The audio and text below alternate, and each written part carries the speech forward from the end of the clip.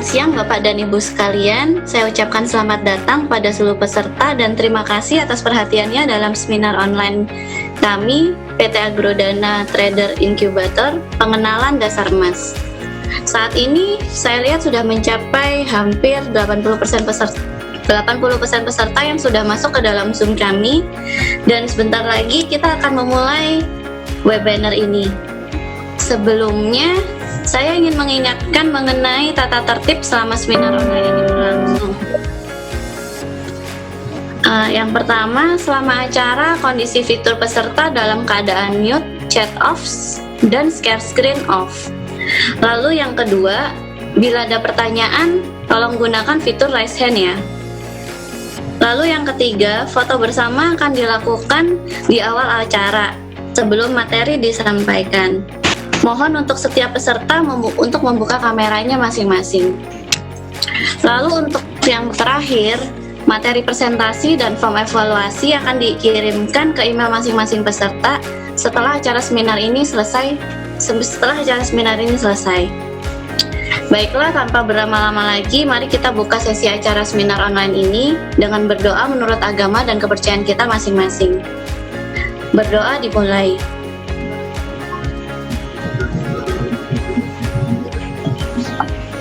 Berdoa selesai. Baik, terima kasih kepada Bapak dan Ibu sekalian. Sebelum kita mulai sesi seminar online ini, mari bersama-sama kita saksikan video company profile dari PT Agrodana Futures.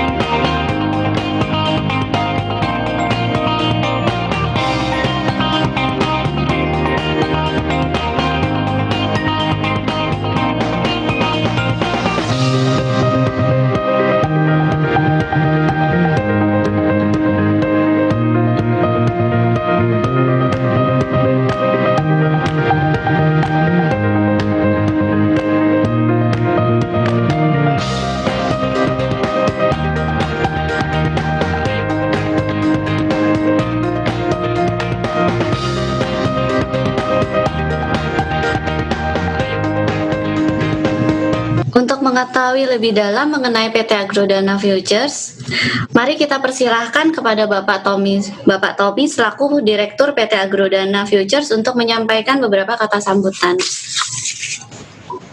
Terima kasih Bu Christine. Ya, perkenalkan nama saya Tommy selaku Direktur PT Agrodana Futures. Seperti video yang baru saja Bapak Ibu saksikan bersama, jadi PT Agrodana Futures tahun ini berusia 20 tahun. Tentu saja 20 tahun ini membuat kami semakin memiliki tanggung jawab yang makin besar, terutama terkait dengan program pemerintah, yaitu meningkatkan literasi keuangan hingga inklusi keuangan.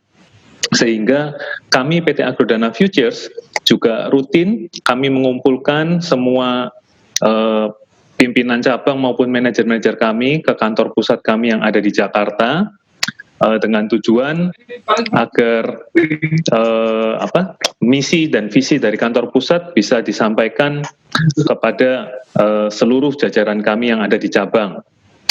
Di samping itu, Agrodana sendiri juga aktif memberikan edukasi kepada mahasiswa, terutama mahasiswa-mahasiswa ini adalah generasi muda yang mereka sangat memerlukan literasi keuangan. Jadi kami aktif memberikan edukasi baik berupa seminar maupun kuliah umum di kampus-kampus, dan juga kami mengadakan kompetisi untuk para mahasiswa dan dosen. Tahun ini kami sempat mengadakan untuk area Jawa Barat, tahun kemarin kita sempat mengadakan untuk area Jawa Timur.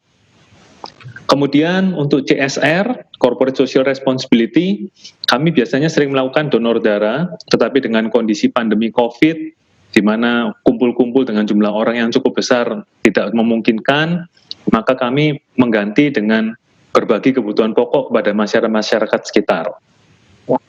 Di samping itu, kami juga tidak lupa untuk memberikan fasilitas dan layanan yang semakin baik kepada para nasabah kami. Nah, kami punya beberapa program, antara lain Agrodana Surprise. Agrodana Surprise ini memungkinkan Bapak Ibu sebagai nasabah untuk bisa mendapatkan hadiah langsung tanpa diundi. Jadi semua pasti akan dapat hadiah. Mulai dari hadiahnya logam mulia ataupun hingga mobil, terserah dari paket yang dipilih oleh Bapak Ibu sekalian.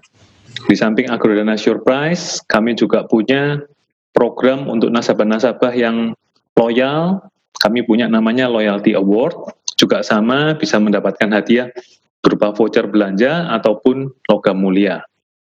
Kalau Bapak Ibu ingin tahu lebih detail, bisa menghubungi kami nanti melalui email ataupun kepada rekan-rekan dari Agrodana yang mengundang Bapak Ibu sekalian.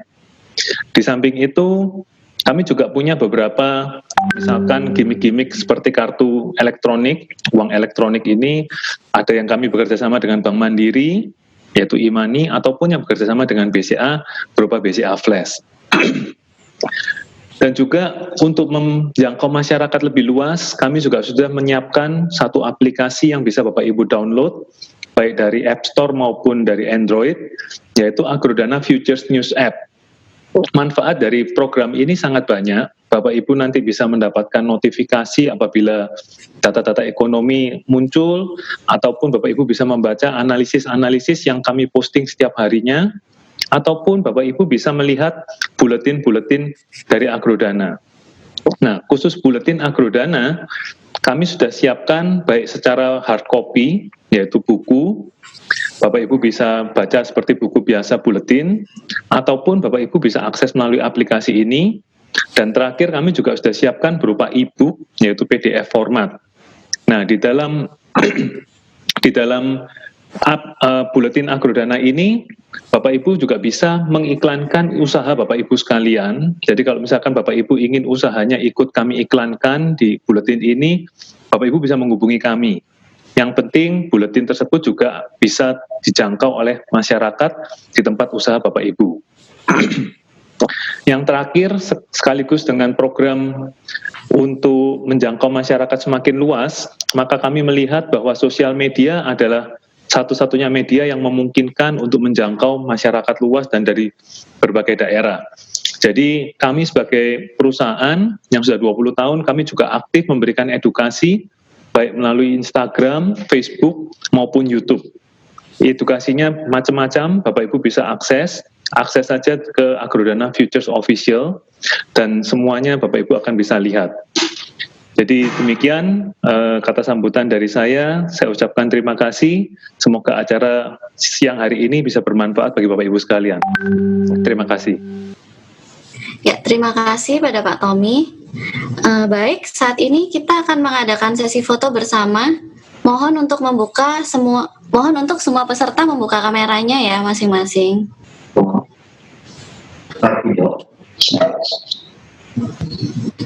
Saya lihat kurang lebih ini ada 4 halaman, jadi mohon semua peserta untuk bersabar ya. Jadi kita akan melakukan 4 kali sesi foto bersama. Baik, saya akan hitung 1-3 sebanyak 4 kali ya. Mungkin untuk para peserta yang belum membuka kameranya, dimohon untuk membuka kameranya terlebih dahulu. Oke, 1, saya hitung ya, 1, 2, 3. 1, 2, 3. 1, 2, 3. 1, 2, 3. Baik, terima kasih atas waktunya. Tanpa berlama-lama lagi, kita akan mendengarkan materi dari Bapak Irfan. Bapak Irfan ini adalah seorang market expert dari PT Agrodana Futures yang telah mempelajari pergerakan market kurang lebih 10 tahun. Mari kita persilahkan kepada Bapak Irfan. Oke, terima kasih Ibu Christine. Oke, selamat siang teman-teman, selamat siang Bapak dan Ibu, rekan sekalian yang menghadiri untuk webinar kali ini. Adapun untuk webinar kali ini adalah kelanjutan ya. Kita follow up dari apa yang sempat kita lakukan di pekan lalu atau di bulan lalu, tepatnya di tanggal 3 Juni. Jadi kalau misalkan Bapak Ibu sudah pernah melihat, dan ini salah satunya kalau kita survei dari sekian banyak peserta yang sempat menghadiri webinar, permintaannya lebih kepada emas. Tentunya ini yang akan sangat menarik karena sampai detik ini harga emas sudah melonjak naik sampai kurang lebih di areal 1.800 ya. Dan banyak pertanyaan juga yang juga meragukan tentunya ini masih bisa naik atau memang sudah saatnya turun. Oke, jadi kurang lebih ini yang akan kita kupas kali ini.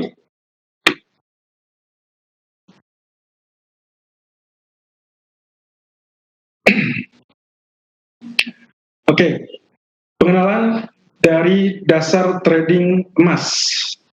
Oke, mungkin beberapa dari Anda sering memantau pergerakan harga emas seperti ini, tapi banyak yang tidak tahu apakah ini masih layak untuk melakukan buy atau sudah saatnya sell, dikarenakan mungkin lebih pure kepada technical. Nah, kali ini saya coba membuka dulu wawasan dari Bapak Ibu sekalian, bagaimana caranya untuk mengantisipasi apakah ini pergerakan ini memang masih layak untuk diikuti atau tidak.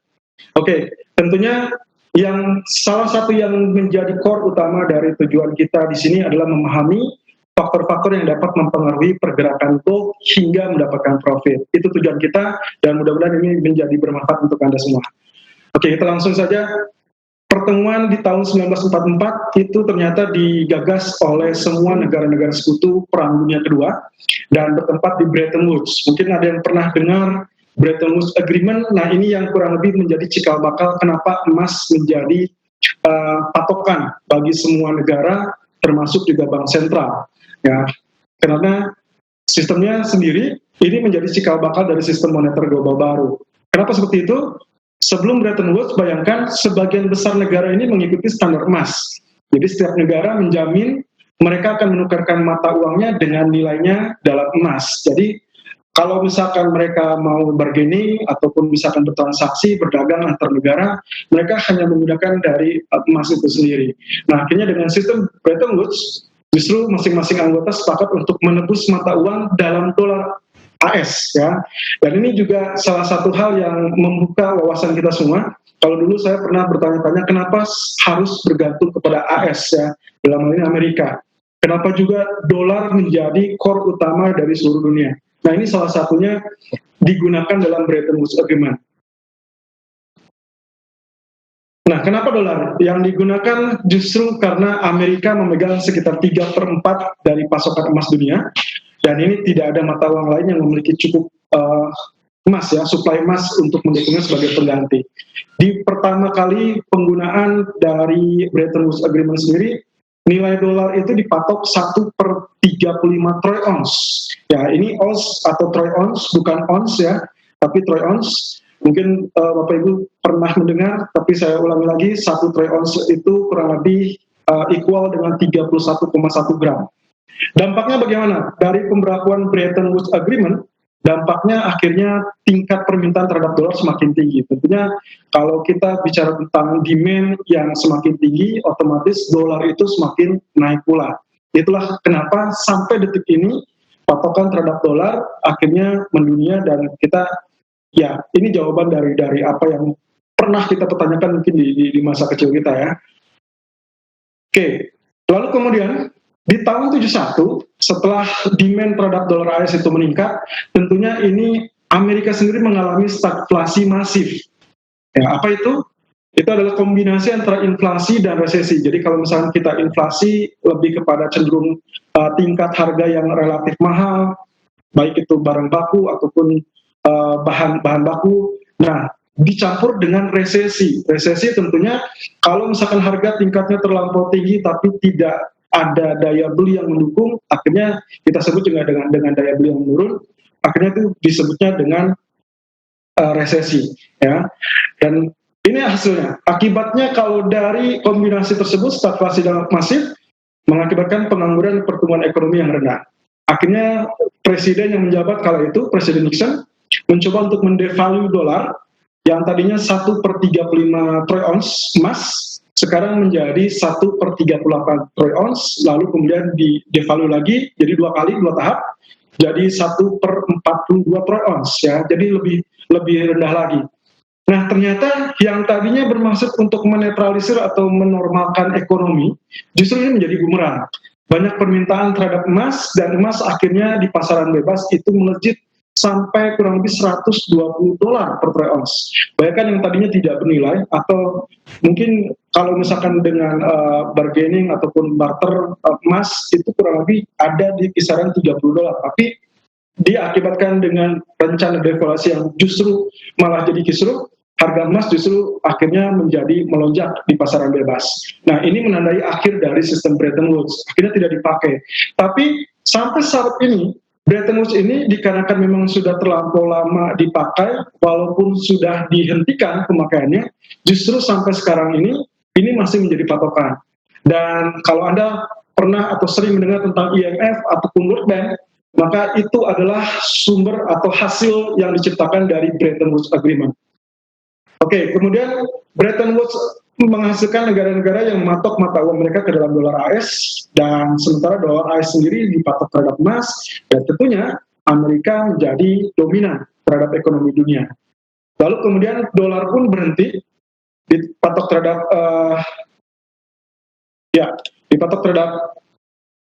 terhadap emas, lalu kemudian tapi menjadi standar moneter dengan mata uang lain yang mengaitkan mata uang mereka ke sana. Oke, ini adalah grafik yang Anda bisa lihat, saya dapat dari goldprice.org. Ini dari tahun 1973 sampai yang terkini di tahun 2020. Anda bisa lihat di sini, ini yang tadi saya sebutkan. Sebelum terjadi sistem Bretton Woods Agreement, dia sempat mengalami atau berada di areal ini. Ya, lalu kemudian di tahun 71 agreement tersebut dibatalkan atau tidak digunakan kembali, tapi akhirnya menjadi lonjakan yang cukup tinggi, ya, kurang lebih di sini. Nah, Anda perhatikan setiap tahunnya, setiap dekadenya justru mengalami kenaikan, meskipun pernah mengalami penurunan, akhirnya di sini relatif stabil, ya. Dan yang paling mendunia itu adalah saat di awal tahun 2000, di mana setiap central bank sudah mengenal tentang sistem bahwa emas itu menjadikan cadangan atau aset devisa untuk menciptakan atau mencetak uang, dalam hal ini mata uang, ya. Nah, ini yang saya tandai. Ini yang saya tandai adalah keadaan waktu krisis 2007-2008. Ini kurang lebih berada di kisaran 800, ya, kurang lebih tepatnya 850 ataupun 860, sampai akhirnya dia menciptakan all new time high, kurang lebih mencapai titik ini. Ini berada di kisaran 1920. Di beberapa versi ada yang menyebutkan 1900, ada juga yang menyebutkan 1920, ya.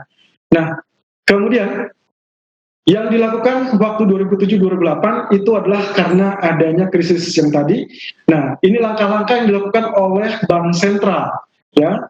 Bank Sentral di bulan Agustus pertama kali 2007, Fed menginjak kurang lebih 24 billion US dollar, dan ECB sekitar 95 billion euro. Lalu kemudian Fed juga melakukan pemangkasan suku bunga menjadi 4,75%.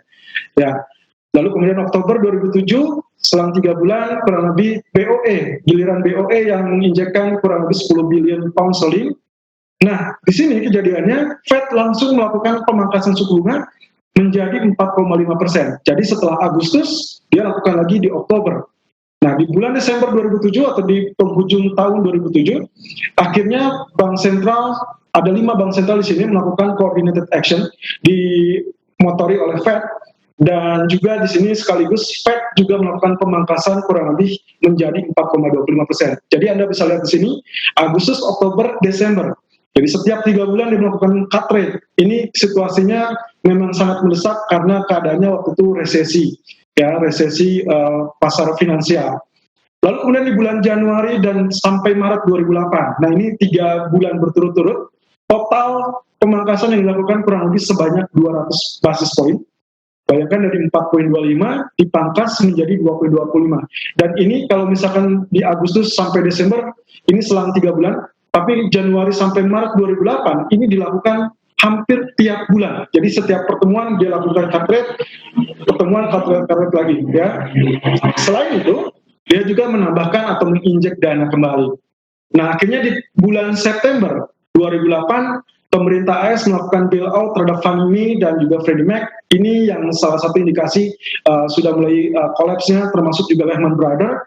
Nah, sementara dari sisi Fed sendiri melakukan bailout 85 miliar US dollar. Nah, sambil Anda melihat ini, poin-poin yang tadi saya sebutkan, Anda perhatikan grafik samping ini, di mana waktu 2008 sampai kurang lebih 2011 mengalami lonjakan kenaikan. Ini adalah harga emas, ya, lonjakan harga emas yang tadi. Jadi sepanjang 2008 sampai 2011 selama adanya stimulus ini dan juga termasuk salah satunya pemangkasan suku bunga, Anda bisa lihat emas mengalami kenaikan yang sangat signifikan. Itulah sebabnya setiap dalam video outlook call saya selalu menyebutkan bahwa ini masih saatnya untuk mengalami kenaikan. Tapi kita tunda dulu di penghujung apakah ini masih bisa naik atau tidak. Oke, di bulan Oktober 2008 ternyata belum selesai. Stimulus pemerintah AS ditambahkan kurang lebih 700 billion US dollar dan Inggris kurang lebih 50 billion pound dan Jerman 50 billion pound. Termasuk juga coordinated action cut rate sekitar 0,5% oleh 5 bank sentral. Jadi masih 5 bank sentral yang berkutat. Di sini ada ECB, BOE, Bank of Canada, kemudian Swedia dan juga Swiss. Dan di 3 bulan menjelang akhir 2008, lagi-lagi Fed melakukan cut rate sekitar 0,25% atau menuju 0,25%, dan ini waktu itu menjadi area yang terendah dalam sejarah. Kemudian di 2009, awal tahun, Januari dan Februari, Senat AS akhirnya menyetujui stimulus sekitar 838 billion US dollar. Dan Departemen Keuangan umumkan stimulus senilai 1,5 triliun. Oke, itu poin-poinnya, langkah-langkah yang dilakukan oleh Fed ataupun central bank lain, termasuk salah satunya coordinated action. Ya, sampai saat ini kalau kita bicara tentang kebijakannya, dari sejak bulan Maret diumumkan pandemi sampai sekarang, coordinated action semua bank sentral atau 5 bank sentral terutama itu baru dilakukan sekitar 1 kali. Ya, itu catatan saya. Oke. Nah, tindakan Fed yang tadi disebut kurang lebih kita kenal dengan nama quantitative easing. Jadi ini yang mempelopori kenapa akhirnya gold mengalami kenaikan selalu dengan adanya quantitative easing. Nanti kita akan sedikit mengupas tentang apa itu quantitative easing-nya. Dan di periode 2008-2009 sampai 2011 lebih tepatnya itu dikenal dengan 3 tahapan quantitative easing. Ada QE1, QE2, dan juga QE3. Nah, sekarang pertanyaannya, dari apa yang sempat kita uraikan tadi di detik-detik awal, apakah ada kemiripan dengan apa yang dilakukan Bank Sentral saat ini? Ya, pasti Anda sudah sedikit aware ya dengan apa yang terjadi sepanjang bulan Maret sampai at least di bulan Juni. Lalu yang membedakan krisis 2020 dengan 2008 itu apa? Oke, ini pernah saya sampaikan sebenarnya di seminar 2019 yang lalu, ataupun kurang lebih di awal tahun pun saya sempat mengulang lagi. Pertama, saya bilang tentang krisis yang ada di 2020 ini perbedaannya adalah dikarenakan yang terjadi di 2020 itu diakibatkan oleh situasi yang tidak nyata atau tidak terlihat. Ya. Sementara di 2008 itu faktor sistem keuangan Amerika. Jadi ini yang pembeda yang sangat jelas, terutama saat diumumkannya pandemi global. Nah, perbedaan lainnya, sebagian bank sentral memasuki krisis ini dengan kemampuan yang jauh lebih kecil untuk mendukung ekonomi hanya dengan memangkas suku bunga seperti kasus 2008. Oke, sedikit flashback ya. Apa yang dilakukan sepanjang 2008 itu kurang lebih pemulihan sekitar memakan waktu sampai kurang lebih 10 tahun. Bayangkan 10 tahun, Fed memang sudah bergegas mengalami kenaikan dan kita sempat lihat rally yang terjadi dalam indeks saham, pertama Wall Street, lalu juga mata uang yang menguat dan tentunya faktor presiden ya. Di situ ada campur tangan dari seorang presiden Donald Trump yang saat dipilih justru berhasil menunjukkan dengan kinerja yang sangat baik. Meskipun beberapa santer bicara tentang isu miring dari sang presiden tersebut. Oke, ini adalah grafik waktu November. Bayangkan waktu November ini kita di seminar running price untuk gold masih berada di kisaran 1458.40 ya. Waktu Mei terjadi, ini ternyata sudah mencapai area tertinggi di area 1687 ya. Jadi waktu ini kita sempat memperkirakan sebelumnya bahwa dia akan mengalami kenaikan dan itu target achieve, dan ini adalah waktu awal pandemi. Awal pandemi saya tandai di sini mengalami penurunan yang cukup dalam, kembali lagi ke area di mana November tersebut sempat terwujud ya, 1458. Ini sempat terjadi lagi, kembali lagi turun, equal, kurang lebih sama di sini. Tapi akhirnya setelah pengumuman pandemi global lalu kemudian dilanjutkan dengan tindakan agresif dari Fed ataupun beberapa bank sentral dunia, itu justru mengalami rebound. Nah sekarang bagaimana dengan Fed? Oke, Fed action yang pertama kali dilakukan, mereka langsung bergegas untuk melakukan pemangkasan suku bunga. Kali ini secara bertahap memang dalam 2 bulan berturut-turut, dia langsung memangkas suku bunga sampai 0%. Jadi kalau di 2008 kemarin, itu dia hanya mendekati 0%, karena dijaga di area 0 sampai 0,25%, tapi kali ini dia sampai 0%. Ya, pertama kali actionnya itu kurang lebih saat diumumkan pandemi global, dia melakukan pemangkasan sekitar 50 basis poin. Kemudian dilanjutkan di bulan berikutnya, yang secara tak terduga mereka lakukan pemangkasan sekitar 100 basis poin. Jadi totally sekarang dalam area 0%. Ya, mirip dengan keadaan 2008, hanya perbedaannya ini bukan lagi 0 sampai 0,25%, tapi berada sudah di angka 0%. Lalu di tanggal 23 Maret, Fed mengumumkan kembali quantitative easing, ya. Ini yang sempat dipakai polanya dalam 2008 yang lalu, dan disebutnya dengan unlimited, nilainya 2 triliun. Di tanggal yang sama, 23 Maret juga mengumumkan tentang lending facility, fasilitas pinjaman senilai 300 billion US dollar. Kemudian di tanggal 31 Maret, ada namanya Fed Extend Dollar Repos untuk bank sentral asing. Mungkin Anda yang sempat menukarkan rupiah kita ya di akhir Maret, saya sempat mengalami atau ditanya oleh rekan saya dari kampus, bagaimana dengan respon kalau misalkan ternyata Fed ada informasi meminjamkan atau memberikan pinjaman dolar kepada Bank Indonesia. Saya bilang waktu itu, jangan pegang dolar kalau gitu, karena kemungkinan yang dilakukan Fed itu adalah membanjiri pasar dengan mata uang dolar. Tujuannya apa? Tujuannya untuk melemahkan dolar. Karena kalau misalkan kita bicara tentang krisis, dolar yang terlampau kuat justru semakin membuat ekonomi Amerika terkoyak-koyak. Jadi itu strateginya Fed, salah satunya masuk ke Indonesia. Dan waktu itu memang ternyata terjadi penguatan kepada indeks dolar. Anda bisa cek di Google untuk mengecek apakah di akhir Maret ada terjadi penguatan rupiah atau tidak ya. Oke, kemudian di tanggal 9 April 2020 Fed mengumumkan kembali stimulus sekitar 2,3 triliun. Apakah ini sudah selesai atau belum? Ya, apakah ini sudah selesai? Oke, ini tambahannya. Yang tadi terjadi dengan lending facilities atau fasilitas pinjaman, ada total sekitar 8 program. Ada commercial paper, ada main set lending program, money market, dan lain-lain, sampai term asset backed securities. Ya, dan ini jumlahnya tidak tanggung-tanggung. Ya, ada bisa lihat di sini jumlah-jumlah yang diterjunkan. Tapi kurang lebih ini belum semua berjalan. Oleh karenanya sejak di bulan April sampai bulan Juni, sebetulnya Fed cenderung menantikan respon dari pasar. Ya, dan ini kurang lebih pertanyaan kita selanjutnya, apakah sudah selesai atau belum? Ya, oke, saya mengutip dari pernyataan Jerome Powell di tanggal 19 Mei yang lalu dalam sesi dengar pendapat Komite Perbankan Senat. Powell menegaskan Fed siap menggunakan semua amunisi untuk membantu ekonomi AS untuk mengatasi pandemi COVID-19. Nah, ini juga sering kita dengar dalam pertemuan-pertemuan ataupun testimoni dari Powell dalam kurun waktu Mei sampai bulan Juni. Bahkan Di FOMC Minutes kemarin, salah satunya menegaskan kembali tentang hal ini. Jadi hati-hati, kita belum dalam tahapan akhir bahwa Fed sudah menghentikan stimulus. Ya, Fed sedang wait and see dan dia tetap mengingatkan bahwa pemulihan data ekonomi ataupun yang Anda lihat dalam ekonomi kalender itu belum seberapa. Lalu faktor apa saja yang mempengaruhi pergerakan emas? Nah, ini yang sisi menarik ya. Sebelum Anda mencoba untuk melakukan transaksi di emas, Anda ada baiknya juga harus mengetahui faktor yang menjadi penggerak.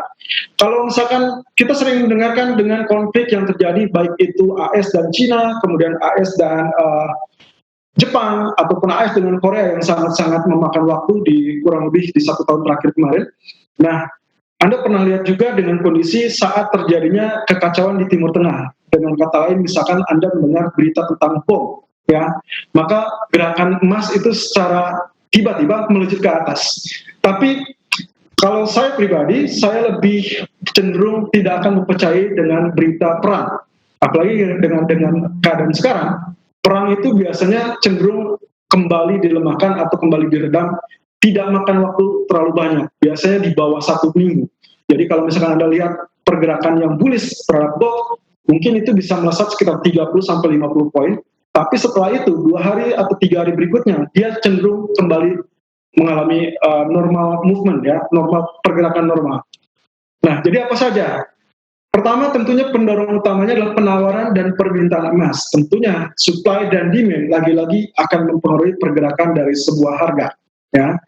Dan sewaktu tahun 2016, dari sejak 2016 lebih tepatnya, sebetulnya tingkat supply, ya, supply untuk emas itu cenderung stabil atau cenderung flat.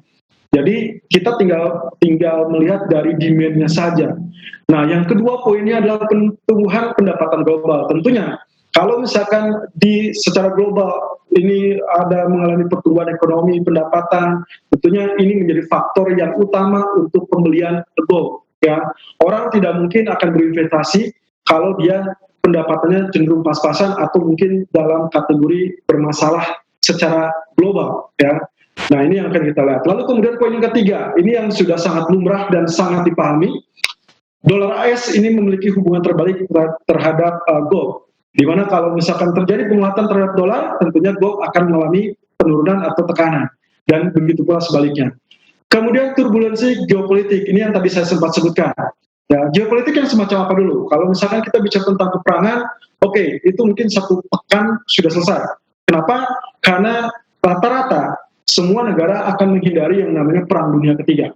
Ya, itu yang akan menjadi catatan. Tapi kalau kita bicara tentang geopolitik, kondisi ketegangan seperti Amerika dan Cina mengurus kepada konflik perdagangan. Ya, nah ini tentunya akan menjadi sentimen yang sangat diperhatikan. Kita pernah lihat kemarin sebelum terjadinya trade deal fase pertama, gonjang-ganjingnya kurang lebih juga mendorong emas. Padahal waktu itu kita belum mendapati situasi yang seperti sekarang. Ya, dalam hal ini kebijakan bank sentral. Nah, ini yang paling saya soroti. Saya paling percaya dengan kebijakan bank sentral yang lebih mendorong kepada pergerakan gold. Karena disadari apa tidak, gold ini seperti yang tadi sempat di poin pertama yang kita tampilkan, ya, Bretton Woods Agreement, ya. Lalu kemudian muncul IMF dan juga World Bank. Dan akhirnya sistem tersebut sebetulnya diadopsi oleh bank sentral, di mana setiap bank sentral mau melakukan kebijakan, terutama terkait dengan suku bunga ataupun stimulus.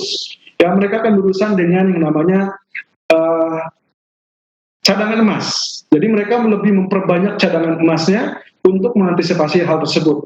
Dan tentunya dari tingkat demand, bank sentral ini adalah memiliki tingkat demand yang paling tinggi. Ya. Nah, yang terakhir adalah perubahan kebijakan. Perubahan kebijakan seperti apa? Kalau pernah Anda dengar kurang lebih di 1 atau 2 tahun yang lalu, di India itu pernah dilakukan pembatasan pembelian gold. Akhirnya di medio 2018-2019, Anda bisa cek pergerakan emas relatif stabil, tidak terlampau bombastis, juga tidak terlampau tertekan. Gitu. Ya, itu adalah keadaan normalnya sebetulnya, tapi dikarenakan ada perubahan kebijakan pembatasan pembelian, itu akhirnya mempengaruhi tingkat permintaan. Akhirnya yang namanya kenaikan tidak terlampau basis, penurunan pun relatif tertahan karena tidak ada faktor-faktor lain. Nah, untuk menjelaskan lebih mudah, sebetulnya ini materi yang sempat saya pakai di 2 seminar terakhir kita, ya, di November ataupun di tanggal 3 Juli yang lalu. Anda harus berpikir secara logis, ya. Saya coba memberikan gambaran, ada 3 kawasan di sini, ya, ada Amerika, Eropa, dan juga Asia. Dan juga kalau misalnya kita ganti 3 kawasan ini, kita ganti dengan instrumen investasinya. Ada bond atau obligasi, ada saham, ada currency ataupun yang lain-lainnya. Ya, nah perputarannya kurang lebih seperti ini. Ini tingkat kerjasama normal, di mana setiap kawasan itu saling berkesinambungan atau saling memiliki kerjasama yang sangat erat. Nah, pertanyaannya adalah apa yang terjadi kalau ternyata salah satu kawasan mengalami guncangan? Kurang lebih ini. Ini poin pertama, kalau misalkan Eropa bermasalah, tentunya semua akan berlari atau mengeluarkan investasi dari Eropa. Tentunya sifatnya adalah orang akan kembali melirik dari aset ataupun negara yang relatif aman. Dan yang paling utama adalah AS, karena di poin Bretton Woods tadi kita sudah paham bahwa global economy selalu berpatokan kepada Amerika. Lalu kemudian ada juga ke Asia. Lalu Asia ke Amerika tentunya ini normal. Ya. Dan ini kalau terjadi permasalahan di Amerika, orang berlarian investasi dari Amerika menuju Eropa ataupun Asia. Ya. Nah, kalau misalkan ini adalah Asia, berarti ini sangat normal ya, karena mau tidak mau semua investor pasti akan melirik Amerika sebagai yang berpotensi paling tinggi. Barulah dia ke Eropa. Ya. Nah, sekarang pertanyaannya, kalau semua negara atau semua kawasan mengalami, let's say, guncangan, ya, entah itu yang seperti yang sekarang terjadi, secara bersamaan, secara global, kita menghadapi satu pandemi, satu musuh yang tidak kelihatan, bentuknya kecil, bahkan diyakini sekarang katanya airborne, ya, penularannya. Nah, apa yang terjadi kalau seluruh kawasan mengalami guncangan? Kira-kira investor akan berlari kemana? Nah, kalau seperti ini, disinilah fungsinya orang akan mengalihkan asetnya atau investasinya ke dalam bentuk alternatif. Apa itu bentuk alternatif? Macam-macam. Kita bisa bicara tentang dolar yang utama, ya. Oleh karenanya, waktu awal pandemi, sempat investor semua berlari kepada dolar. Karena semua mau tidak mau mengacukan kepada pegang uang cash. Itu yang dilakukan, ya. Nah, alternatif yang lainnya, sebetulnya kita bicara tentang safe haven seperti emas yang sekarang ini kita akan bahas. Nah, ini poin-poin dari keterangan yang tadi, yang sempat saya sebutkan. Ya. Oke, kira-kira kalau memang Fed belum selesai, apa yang mungkin dilakukan Fed berikutnya? Oke, ini pertanyaan yang sangat-sangat banyak ditanyakan, apakah memang nantinya Fed masih bertindak apa tidak. Sementara suku bunga tadi kita sudah cek 0%. Ingat, Jepang sudah mengadopsi negative rate atau suku bunga negatif. Ya, kurang lebih sekarang berada di minus 0,1%. Lalu Uni Eropa juga sama. Tingkat suku bunganya 0%, tapi deposit rate-nya dia sudah berada di area minus 4%. Ya. Dan juga berita berikutnya yang nanti kita akan lihat ya, ada kejutan apa yang akan mempertimbangkan. Nah, salah satunya Fed juga dikatakan atau diisukan mungkin saja mengadopsi negative rate. Tapi kita lihat ya, apa yang mungkin dilakukan Fed berikutnya. Poin pertama adalah Fed masih memiliki ruang untuk memperluas fasilitas pinjamannya. Jadi lending facility, lending program yang tadi sempat kita lihat ya, beberapa ratus billion dolar itu tetap masih akan menjadi acuan utama karena Fed ingin menopang dari bisnis real atau bisnis kecil ya. Jadi kalau misalkan kita sebutnya dengan UKM, usaha kecil menengah, itu yang akan coba didongkrak lebih dulu karena itu yang paling sensitif terhadap yang namanya resesi. Lalu membuka kembali program TAF, Term Auction Facility. Ini kurang lebih tujuannya adalah untuk menyediakan dana berjangka bagi pihak yang lebih luas dan agunan yang lebih luas daripada yang bisa dilakukan melalui pasar terbuka. Nah, ini sebetulnya banyak kalau kita bicara tentang berita, banyak hal yang meragukan tentang Fed tidak mungkin melakukan paket pinjaman lagi karena sudah terlampau banyak yang dikeluarkan dan kalau sampai gagal bayar akan lebih mengkhawatirkan. Nah, ini solusinya dari Fed, mereka melakukan TAF, Term Auction Facility. Nah, poin ketiga ini yang sangat menarik. Ini yang paling mudah dan sering kita dengar setiap FOMC, terutama FOMC yang terakhir kemarin. Mereka akan mempertahankan suku bunga mendekati 0 dalam jangka waktu yang lama. Ya. Jadi ini harus digarisbawahi teman-teman atau Bapak Ibu, suku bunga dari Fed itu masih akan tetap bertahan di area rendah. Bahkan kalau memang terjadi sampai negative rates, wow, ini dampaknya akan sangat besar untuk gold terutama. Ya, kenapa? Ini salah satu poin yang paling membuat emas subur untuk naik. Ya, jadi garis bawahi poin ketiga, suku bunga. Itu adalah kuncinya. Kalau Anda ingin mencari apakah Fed atau emas terutama sudah saatnya akan turun apa tidak. Poinnya adalah Anda soroti suku bunga. Kalau tidak ada kebijakan untuk menaikkan suku bunga, berarti lupakan. Kemungkinan penurunan tidak akan terjadi terlampau dalam atau mungkin belum akan terjadi. Seperti itu. Poin keempat, membeli obligasi pemerintah jangka panjang, yaitu pembelian aset berskala besar, disebut pelonggaran kuantitatif atau QE. Nah, lagi-lagi, QE sudah disebutkan unlimited senilai 2 triliun. Ada potensi, bisa saja di berikutnya, kalau terjadi second wave pandemi, dengan catatan kalau terjadi kembali shutdown, maka kemungkinan yang akan dilakukan adalah QE, akan ditambahkan dananya. Dan ini juga poin yang sangat penting untuk pergerakan gold.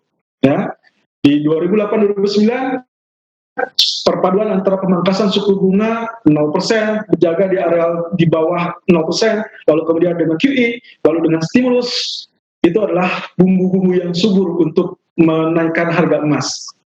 Oke, poin yang terakhir, ini yang sedang diributkan di kalangan trader. Ya, saya sering mendapatkan informasi ini. Kalau kita lihat dari berita yang seliweran, itu kurang lebih ada alternatif Fed akan melakukan yield curve control. Ya, imbal hasil akan dikontrol kurang lebih supaya tidak terlalu panjang. Ya, jadi imbal hasil yang mungkin 2 atau 3 tahun, kemudian pada level rendah dengan komitmen untuk membeli berapapun jumlah surat berharga yang diperlukan untuk membatasi kurs. Ini terakhir dilakukan oleh Fed di tahun 1951. Nah, kita masih menunggu apakah mereka akan melakukan lagi apa tidak. Sampai detik ini, Fed ataupun Powell dalam hal ini masih menyangkal baik itu negative rate ataupun yield curve control. Ya, kalau Anda bertanya-tanya kemarin kenapa gold cenderung relatif tertahan di 17.50, kemudian turun lagi 17.20, bahkan sempat 17.09, salah satunya adalah belum ada informasi yang paling jelas atau yang fresh, petunjuk apa yang akan dilakukan oleh Fed. Ya, salah satunya yang ditunggu-tunggu adalah yield curve control. Hati-hati kalau sampai nanti ada pertemuan kurang lebih yang terdekat adalah 29 Juli, kalau memang ini ada wacana disebutkan oleh Powell ataupun mungkin oleh anggota Fed lainnya tentang yield curve control, kemungkinan itu akan menjadi opsi yang terbaik dan hati-hati emas mungkin akan menjadi kembali mengalami kenaikan. Ya. Oke, ini tingkat suku bunga. Oke, tingkat suku bunga dari Bank Sentral Global ya per 2020, Bank Indonesia, kemudian Fed Reserve, ECB, nah BOE masih 0,1%. Nah, ini yang tadi saya sebutkan, Bank of Japan masih di angka minus 0,1 ya, atau sudah mengadopsi negative rates. Nah, ini yang tadi saya sebutkan akan ada kejutan apa? BOE, Bank of England, melalui gubernur bank sentralnya yaitu Andrew Bailey mengatakan salah satunya adalah tentang negative rates. Karena dalam 2 pertemuan terakhir ini sempat dibahas tapi ditolak, ya. Tapi akhirnya di pertemuan terakhir bulan Juni kurang lebih dia mengatakan bahwa kemungkinan BOE terbuka untuk mengadopsi negative rates. Jadi ini akan menjadi tambahan yang lain. Power boost selain dari Fed adalah dari bank sentral. Ingat, yang terpenting adalah action dari bank sentral. Anda tinggal tandai saja dari 5 bank sentral. Ya. Apakah emas masih berpotensi naik? Oke. Kita lihat dari sisi positif dan juga sisi negatif. Untuk Anda yang ingin tahu apakah gold masih layak untuk naik, Anda perhatikan poin-poin yang saya sampaikan ini. Sisi positifnya, kalau misalkan ini akan mendongkrak dari kenaikan untuk emas ya, jadi ada kemungkinan naik apa tidaknya. Ekonomi masih tidak menentu, uncertainty, itu yang disebutkan selalu oleh Powell ataupun para petinggi ya. Kemudian emas akan masih menjadi safe haven. Lalu kemudian ada lagi suku bunga tetap dipertahankan di area rendah. Dan ini poin utama yang tadi sempat kita sebutkan. Lalu kemudian paket kebijakan moneter akomodatif, bank sentral maupun pemerintah keluarkan stimulus, itu berarti tanda-tandanya juga bahwa emas masih akan naik. Dan terakhir adalah ketegangan geopolitik. Ini masih mewarnai sepanjang 2020. Kita lihat Amerika dan China, meskipun kadang-kadang redup, kadang-kadang panas kembali. Belum lagi China dan Hong Kong, belum lagi China dan India, dan kawasan-kawasan lainnya. Jadi hati-hati dengan poin positif ini yang cenderung membuat emas makin naik, ya. Nah, kalau misalkan Anda berpikir apakah sudah saatnya sell, Anda cek apakah ada di antara poin-poin ini yang sudah muncul apa tidak, ya. Nah, meskipun ke-uncertainty, tapi kalau tidak terjadi lockdown, maka emas masih akan naik. Nah, kalau dia terjadi lockdown kembali atau shutdown ekonomi, maka kemungkinan akan kembali turun. Ya, poin kedua adalah tentang pengetatan kebijakan. Lalu kemudian poin ketiga, ini salah satu ciri dari apa yang terjadi di 2011 yang lalu. Setelah Q1, 2, 3, itu dilakukan pengumuman oleh Fed tentang pembatasan ataupun pengurangan dari stimulus. Sampai akhirnya disebutkan dengan tapering, ya, menghentikan atau mencabut total dari stimulus-stimulus yang ada. Kalau itu yang diumumkan oleh Fed, maka silakan Anda starting to sell gold. Tapi sampai saat ini kalau misalkan Anda belum dengar tentang tapering, maka Anda lupakan terlebih dulu untuk pemulihan ataupun penekanan gold yang sangat dalam atau let's say kembali di bawah 1.500, ya. Dan terakhir adalah gencatan senjata, perdamaian di antara dua. Tentunya ini yang tidak disukai oleh gold. Semakin tegang, semakin bagus, berarti dia akan naik. Tapi kalau misalkan tidak ada peperangan, tidak ada ketegangan, otomatis emas akan turun. Nah, kondisi sekarang, data ekonomi membaik. Aset berisiko pun rebound, bahkan rally. Apakah emas masih memiliki potensi? Oke, kita lihat. Kembali lagi saya soroti dengan statement yang dinyatakan oleh Jerome Powell. Full recovery belum memungkinkan, jadi balik lagi, Fed masih menginginkan tentang solid recovery. Di bulan Maret kami menurunkan suku bunga mendekati 0 dan berharap dapat mempertahankan suku bunga pada tingkat ini sampai kami yakin ekonomi telah melewati peristiwa-peristiwa ini. Garis bawahi, mempertahankan suku bunga di tingkat ini sampai kami yakin ekonomi telah melewati. Jadi ini teman-teman yang menjadi poin utamanya, ya. Kesimpulannya bagaimana? Oke, dari poin-poin yang saya sebutkan tadi, kebijakan pelonggaran moneter yang masih dipertahankan Fed sampai waktu yang ditentukan atau tidak ditentukan, justru akan mendukung kenaikan emas. Lalu poin kedua yang kita bisa simpulkan di sini, minat terhadap aset berisiko yang meningkat menunjukkan bahwa kebijakan Fed ataupun pemerintah AS di sini berhasil meredam kekhawatiran yang terlalu dalam dan membuat ekonomi tetap bernapas atau dan berjalan meskipun di tengah meningkatnya angka infeksi corona. Jadi garis bawahi juga pernyataan Trump sampai detik ini dia masih tidak mau melakukan shutdown kembali meskipun dengan angka infeksi corona yang kembali meningkat, dan hampir setiap hari kita mendapatkan report tentang kenaikan tersebut, ya. Jadi selama tidak ada lockdown, tidak ada shutdown ekonomi, kemungkinan potensi ini justru dilirik sebagai pulihnya angka atau minat investasi dari para investor. Lalu kemudian kebijakan Fed membajiri pasar dengan supply dolar akan membuat dolar melemah dan tentunya dampaknya akan membuat harga emas naik. Lalu kemudian yang terakhir yang paling poin utama adalah suku bunga rendah, stimulus diperluas, QE unlimited, ini adalah sumber untuk kenaikan emas. Meskipun saat ini kondisi menunjukkan pemulihan, tapi Fed lagi-lagi meyakini bahwa ini belum sampai tahapan solid recovery. Oke, terakhir ini adalah grafik emas kita, yang tempo hari juga di bulan Juni sempat saya tunjukkan. Ya, mungkin untuk Bapak Ibu yang sempat menghadiri webinar kami tanggal 3 Juni yang lalu, kita masih membahas tersebut di area 1721. Ini adalah area mangkuk atau cup and handle disebutnya. Saya bikin dua di sini, ada biru dan merah. Kurang lebih kalau misalkan kita ikutin skenario yang biru, maka saat kemarin atau kurang lebih sampai tadi malam itu sempat mencapai 18.17 atau kurang lebih mendekati 18.20 seperti apa yang sempat kita kupas di video upload harian, ya. Nah, area high 8 November sudah terkena, bahkan sudah dilewati. Berarti seharusnya saatnya dia koreksi. Ya, tapi kalau kita mengacu kepada yang areal merah, areal kenaikan belum selesai dan koreksi belum akan terjadi. Ini yang masih disorot oleh beberapa bank sentral, termasuk juga dari Citigroup, kemudian juga dari Beberapa hedge fund yang lainnya berpandangan bahwa ini gold masih belum tuntas. Kurang lebih mereka meyakini ada 1920, bahkan ada juga yang menyebutkan tentang angka 2000 ataupun 3000. Ya. Saya pribadi, saya lebih yakin di angka 2000 ataupun 2100 itu masih cukup normal. Tapi mungkin saya salah juga, ya. Tapi kita lihat, kalau lihat dari potensi pergerakannya, mangkuk ini justru saat dia turun itu adalah momentum Anda untuk melakukan pembelian kembali. Jadi momentumnya akan ada, dan itu yang akan menjadi pola all new time high. Jadi hati-hati dengan pola pembentukan yang baru. Saat dia terjadi penurunan, itu adalah koreksi, belum sampai ke tahapan dia akan turun. Poin utamanya adalah tapering.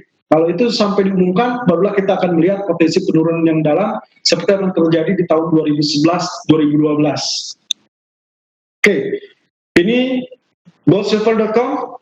Di webinar kemarin pun saya sempat mengatakan kita memasuki bulan Juli, ya, kenaikannya relatif sedikit, tapi perhatikan 3 bulan berikutnya ini cenderung mengalami pelonjakan.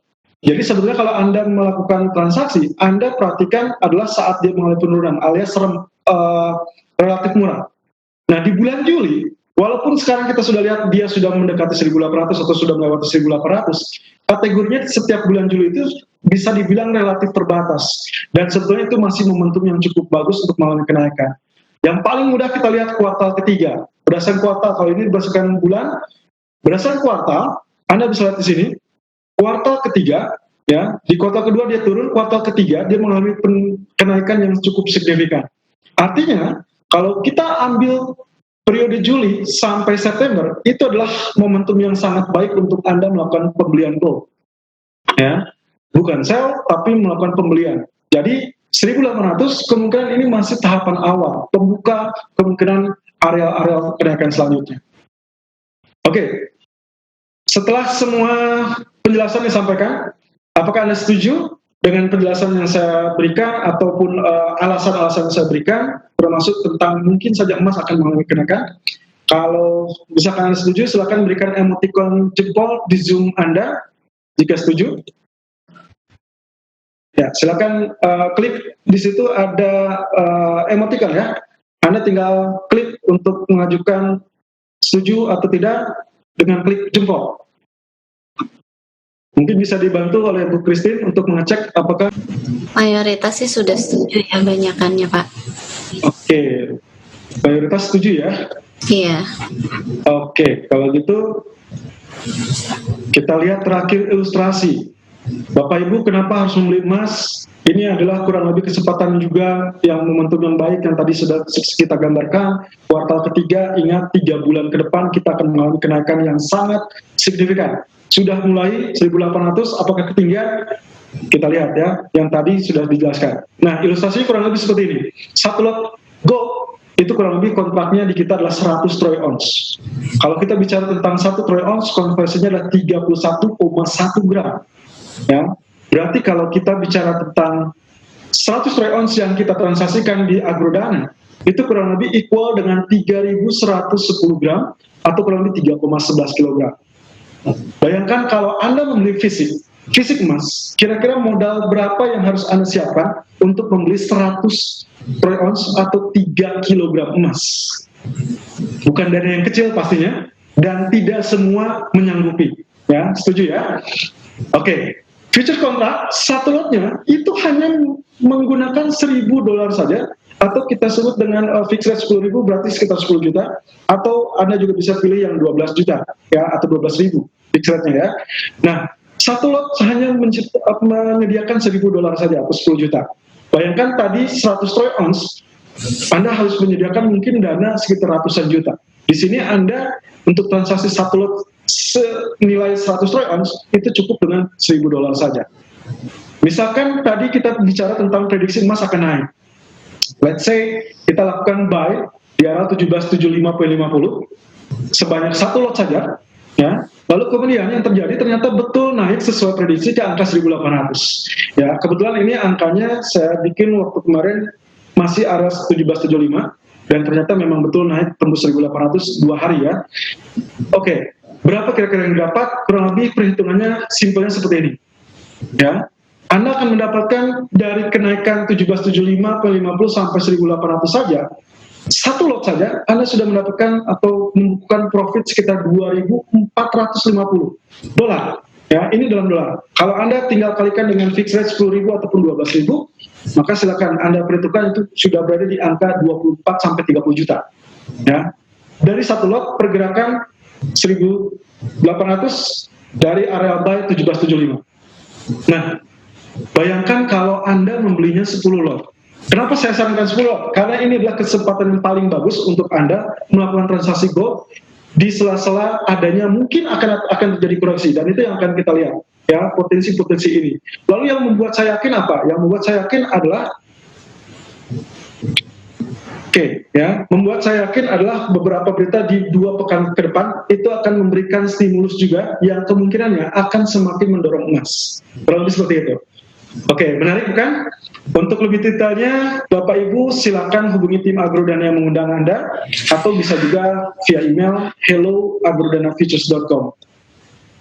Oke, terima kasih. Saya kembalikan ke Ibu Christine ya. Ya, terima kasih pada Bapak Irfan. Saat ini kita akan melakukan sesi tanya jawab. Kalau ada peserta yang ingin bertanya, mungkin bisa menggunakan fitur raise hand ya.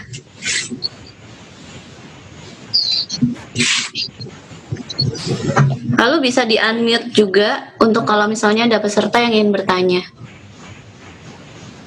Bisa bertanya, Bu? Ya, silahkan dengan Ibu Sri Juminawati ya. Iya, betul. Silakan Ibu. Ya. Saat yang terbaik, kalau tadi saya penjelasan dari Bapak, yang terbaik untuk membeli emas berarti sekarang dong, kalau misalnya kuartal 3 itu akan ada kenaikan emas. Bagaimana Pak? Betul, ya. Oke, jadi kalau kita bicara tentang momentum yang terbaik, sebetulnya bulan Juli itu harusnya sudah mulai Anda melakukan pembelian. Sebetulnya waktu kemarin di webinar itu sudah kita sarankan ada urutannya kurang lebih emas, kemudian Dow Jones, kemudian yang terakhir adalah crude oil. Nah, momentum di akhir Juni itu sudah mengisyaratkan akan terjadi kenaikan. Tapi memang ini mungkin kejadiannya lebih cepat ya. Padahal tadinya kita memperkirakan akan terjadi kenaikan yang sangat bombastis, itu kejutannya di pekan ketiga ataupun pekan keempat. Ya, di mana pekan keempat itu ada efek berita yang lebih menegaskan bahwa kebijakan bank sentral itu masih akan menopang kenaikan emas. Nah, dari grafik atau diagram yang sempat saya share tadi di slide terakhir juga menunjukkan bahwa potensinya di kuartal ketiga adalah momentum yang sangat baik. Kurang lebih seperti itu, Ibu. Baik, Pak. Terima kasih banyak, Pak. Iya, sama-sama, Ibu. Ya. Mungkin Halo, Pak. pertanyaan lain? Selamat siang. Ya, silakan. Iya, selamat Bu siang. Emma. Halo. Iya, selamat siang, Ibu Emma. Oke. Saya mau tanya, tadi Bapak jelaskan setiap transaksi itu akan terjadi koreksi. Sebenarnya koreksi sama reversal itu apakah sama, Pak? Atau pada saat seperti apa sih momen-momennya terjadinya koreksi? Karena kadang-kadang tiba-tiba turun drastis, saya tidak tahu nih kenapa seperti itu. Mungkin Bapak bisa jelaskan sedikit. Oke, terima kasih Ibu Emma. Oke, sedikit penjelasan tentang koreksi dengan reversal itu perbedaannya apa? Memang beda tipis ya. Kalau kita bicara tentang koreksi turun, dari area kenaikan kita sebutnya koreksi turun. Kemudian juga kalau misalkan reversal dari setelah kenaikan tentunya akan mengalami penurunan. Ya. Nah, keadaannya sekarang, saya paham bahwa Ibu ataupun Bapak pasti akan merasa kadang-kadang kita terjebak dengan situasional, di mana kita perkirakan itu adalah sudah saatnya reversal, atau all time high sudah mendekati, berarti ini sudah terlalu mahal, sudah saatnya sell, berarti saatnya akan terjadi reversal. Nah, salah satu cara untuk meyakini bahwa itu reversal atau bukan adalah dengan mengetahui poin-poin yang tadi saya sebutkan. Ya, ada poin positif dan poin negatif. Apa yang membuat poin positif untuk gold? Apa yang membuat poin negatif untuk gold? Ya. Jadi mau tidak mau memang kita akan sedikit berandai-andai ya, atau melihat dari update berita yang terjadi. Poin utama yang paling gampang adalah tentang stimulus saja Ibu. Kalau Ibu mendengar berita atau let's say mungkin dari tim kami memberikan informasi ada update Fed mulai mengurangi stimulus, kemudian mengumumkan tentang kemungkinan pengetatan kebijakan, itu sudah ada sinyal bahwa kemungkinan gold akan terjadi penurunan atau reversal.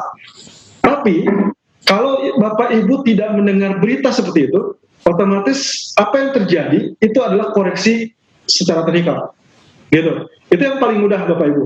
Ya, jadi kalau Bapak Ibu ingin tahu ini sebetulnya dia koreksi apa tidak, oleh karenanya kenapa kita suguhkan dengan webinar kali ini supaya Bapak Ibu mengerti tentang apa yang bikin dia akan naik terus, apa yang bikin sudah saatnya dia akan membalik arah, gitu. Jadi iklimnya kebetulan secara iklim sekarang lagi kondusif bahwa si gold ini memiliki iklim kondusif seperti suku bunga yang sangat rendah, lalu kemudian kebijakan bank sentral seperti stimulus ataupun QE.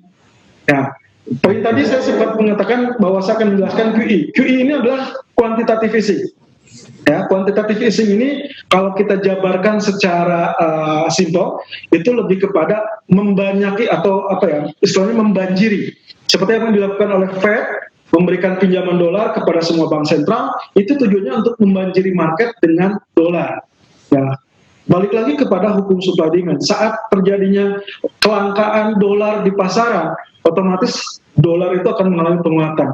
Dan saat itu menguat, berarti emas akan mengalami penurunan. Nah, sampai saat ini yang dilakukan oleh Fed ataupun pemerintah AS, terutama Trump, sangat ngotot untuk mengalami pelemahan dolar. Kenapa? Karena kalau dolar melemah, otomatis semua investor itu akan membeli produk-produk Amerika dan produk Amerika memiliki nilai jual yang kompetitif. Ya, kalau disebut dengan kenapa alasannya Trump ingin rendah, bayangkan saja dibandingkan semua kawasan, terutama dua kawasan besar yang tadi sempat kita kupas, ada Eropa, ada Asia. Ya, kedua kawasan ini justru mata uangnya cenderung melemah versus dolar, versus dolar.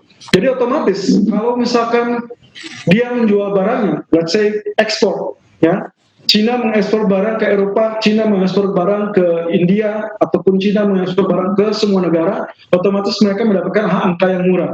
Dan otomatis dengan angka yang murah tersebut, otomatis semua kawasan itu akan melirik produk Cina ketimbang produk Amerika.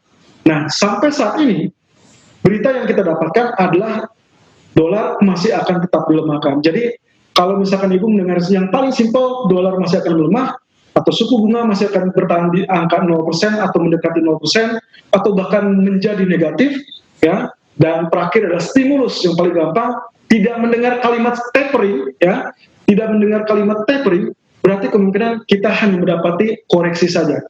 Kurang lebih seperti itu. Nah, koreksinya apa? Nah, kadangkala dalam video Outlook Gold harian, saya selalu menyebutkan ini akan ada koreksi karena kemungkinan ada tendensi konflik atau mungkin angka virus yang naik. Ya, nah itu adalah salah satu kita bisa membuat skenario bahwa akan terjadi koreksi saat terjadi kekhawatiran terjadinya lockdown. Kalau sampai ada waktu di bulan Juni, kalau tidak salah di awal Juni sampai pertengahan, gold Anda bisa lihat 1765 tersentuh, lalu kemudian terkoreksi sampai 1709. Ya, cukup dalam 60 poin. Ya, bayangkan itu adalah momentum di mana orang-orang sudah berpikiran saatnya gold akan mengalami penurunan, tidak akan muncul 1800. Tapi believe it or not, berita yang muncul justru itu adalah bahan bakar untuk gold justru kembali diburu. Ya, apalagi kita bicara demand. Kurang lebih seperti itu. Jadi indikasinya Ibu tinggal melihat dari beberapa poin yang tadi saya sempat sebutkan, poin positif, poin negatif. Kalau itu tidak didapati, berarti Ibu akan hanya mendapatkan area koreksi. Kurang lebih seperti itu, Ibu Emma. Oke, terima kasih banyak Pak. Iya, informasinya. Iya, Oke. Apakah ada pertanyaan lain? Mungkin karena waktu kita sudah ini sekali. Mungkin ada pertanyaan lain? Silakan di-unmute bagi yang ingin bertanya. Selamat sore Pak Ipan. Iya, selamat sore. Iya, saya Gesa dari Surabaya. Oke, silakan Pak Gesa. Oke, silakan Pak. Iya, saya melihat siklus tahunan ya, yang bisa kita lihat tahun 2011 sama 2012. Oke. Harga ini kan berkisar di antara tahun itu ya, Betul. Nah, kalau di tahun 2011 itu dia start tahun bulan Januarinya itu di angka 1.300-an. Oke. Sedangkan di tahun 2012 itu di angka 1.500 kalau nggak salah ya. Iya. Nah, masalahnya tahun ini di angka 1.400-an, hampir sama. Pertanyaan saya adalah, kita bisa analisa supply and demand-nya nggak Pak? Karena saya kalau lebih suka untuk membaca supply and demand-nya ada di mana. Maksud saya begini, pertanyaan saya adalah, mereka untuk emas atau bagaimana? Soalnya karena ini startnya mulai dari 1.500 yang notabene di atas tahun 2011 yang dia start dari 1.013. Ya. Ini apakah akan bisa lebih tinggi daripada tahun 2011 yang high-nya sampai di 1.900 Pak? Oke. Atau malah mungkin karena kondisi dunia lagi terpapar pandemi seperti ini, dia akan bisa bearish lebih jauh lagi, bahkan di bawah 1.500 lagi gitu Pak. Oke. Gitu Pak, terima kasih. Oke, terima kasih Pak Geza. Oke, ini adalah gambar MetaTrader ya. Kita coba mengupas dari sisi MetaTrader-nya terlebih dulu. Jadi betul ini yang tadi sempat Pak Geza sebutkan. Ini all time high kita 1920 yang tadi sempat juga kita kupas. Lalu kemudian sekarang ternyata dia sudah bisa dibilang ini tinggal sepertiganya lagi ya. Kalau kita lihat dari jarak ini, sebetulnya ini tinggal sepertiga lagi. Ya. Kalau dilihat dari kemungkinan-kemungkinannya, sebetulnya mungkin dalam waktu kurang dari 1 bulan pun ini bisa tercapai langsung kemudian kolaps. Ya. Nah, tapi balik lagi, kondisi yang sekarang dengan kondisi yang terjadi di 2008, terutama kita soroti di area 2000 ya, tahun 2000, karena memang kebijakan bank sentral yang cenderung membuat emas diincar itu adalah di medio tahun 2000 ya. Di tahun-tahun sebelumnya, sebelum tahun 2000 itu tidak ada yang namanya bank sentral mengkoleksi ataupun menambahkan cadangan emas, apalagi kalau kita bicara tentang supply demand dari konsumen ya.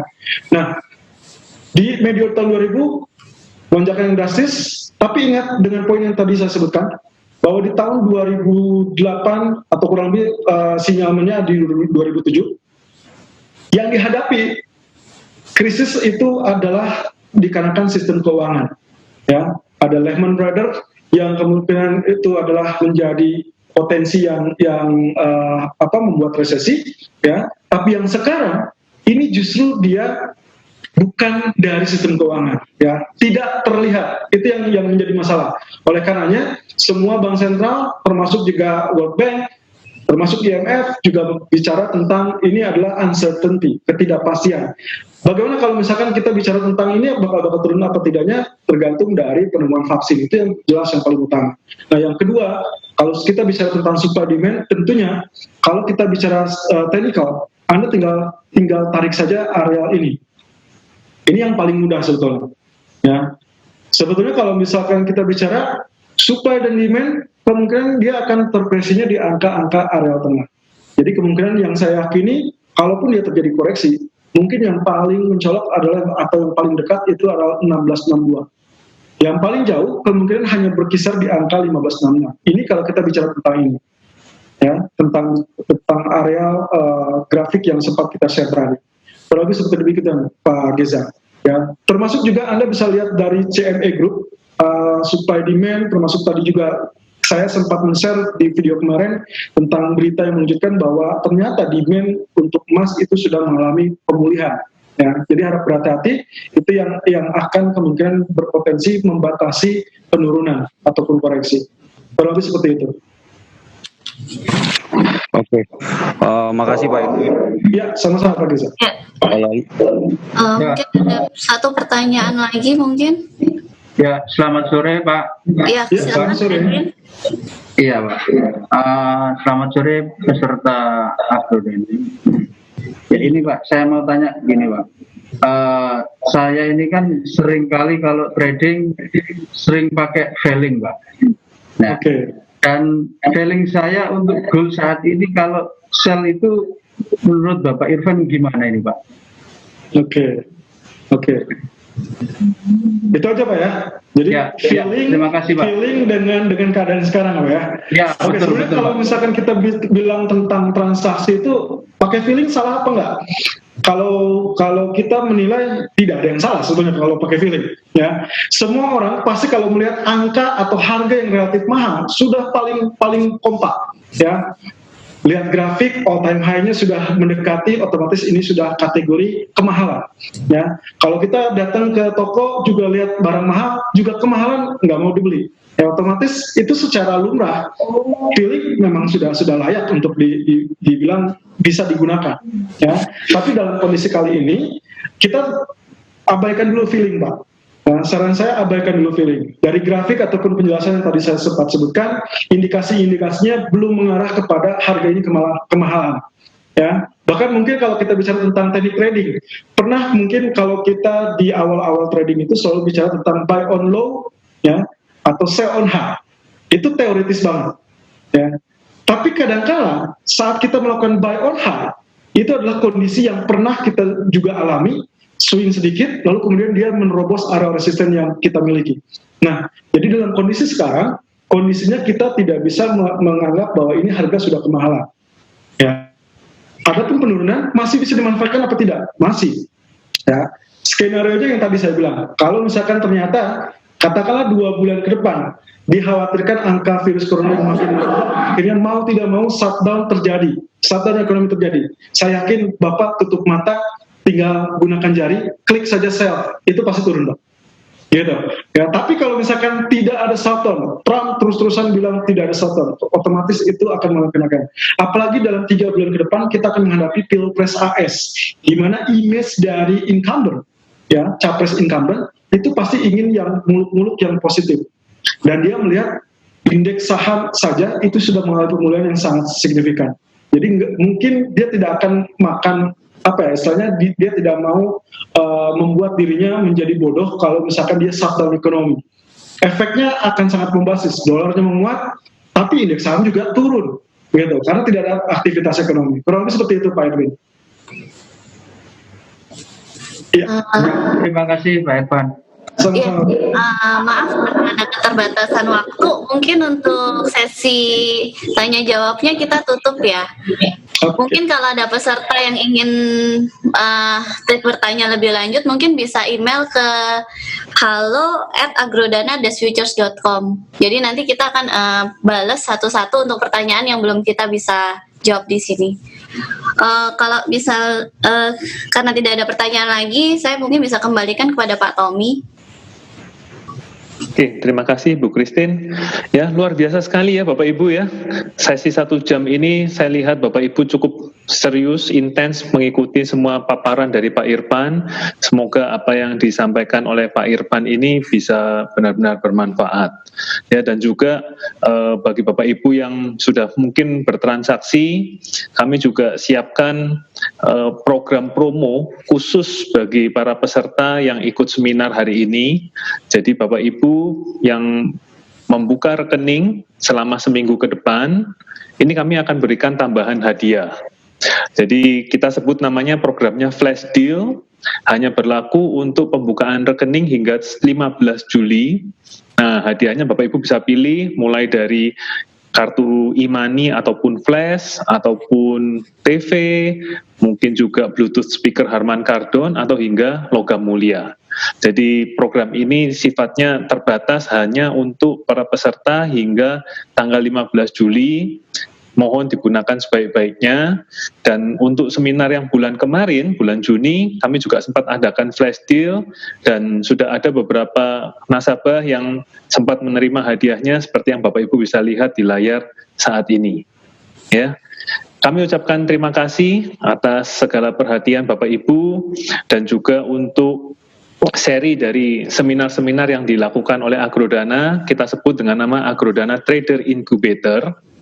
Untuk acara berikutnya akan kami adakan di tanggal 6 Agustus dengan topik adalah technical analysis yang masih basic. Nah, ini tentu saja menjadi kesempatan yang sangat menarik buat Bapak Ibu yang benar-benar ingin mempelajari tentang trading secara lebih mendalam.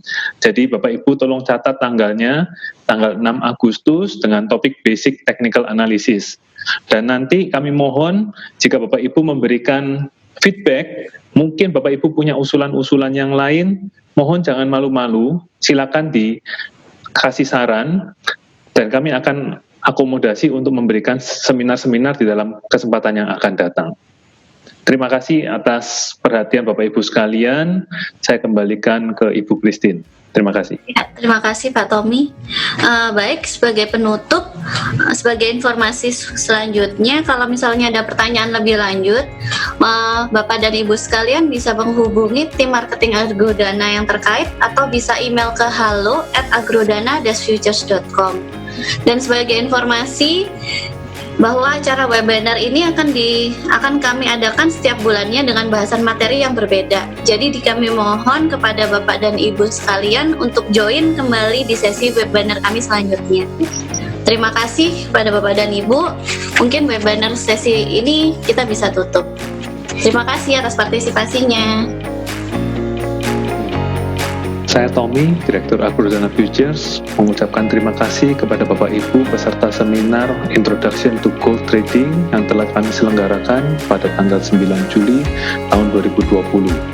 Total seminar ini sempat dihadiri oleh lebih dari 115 peserta, dan apa yang kami sampaikan tadi semoga bermanfaat, terutama di dalam kondisi pandemi COVID, di mana emas bisa menjadi pilihan investasi yang sangat baik. Bagi Bapak Ibu yang berminat untuk mengetahui lebih lanjut, yang mungkin tadi berhalangan hadir, bisa mengirimkan email ke hello@agrodana-futures.com ataupun menghubungi sosial media Agrodana Futures Official di Instagram dan Facebook untuk meminta materi presentasi yang kami sampaikan tadi. Terima kasih atas perhatiannya. Sampai bertemu di acara seminar kami yang berikutnya. Terima kasih.